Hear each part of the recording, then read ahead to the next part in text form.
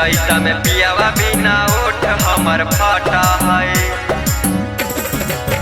चैता में पियावा बिना ओठ हमर फाटा है। माँ म्यूजिक रिकॉर्डिंग स्टूडियो नौशहरा घोसी।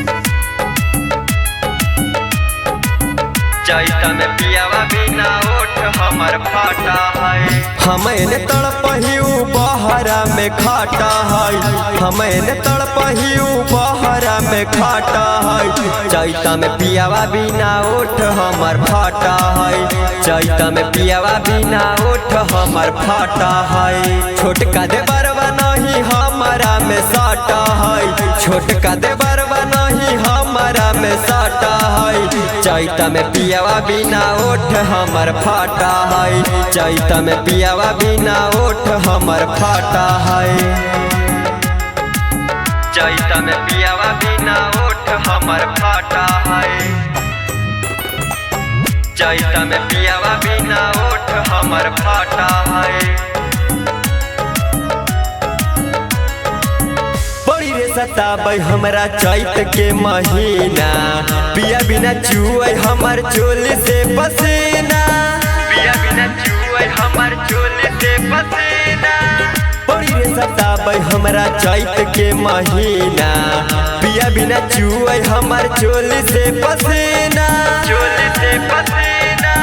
लेके पलंगिया पर कोई ना पलाटा है। लेके पलंगिया पर कोई ना पलाटा है। चैता में पियावा बिना ओठ हमर फाटा है।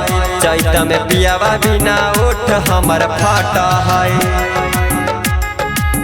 चैता में पियावा बिना ओठ हमर फाटा है।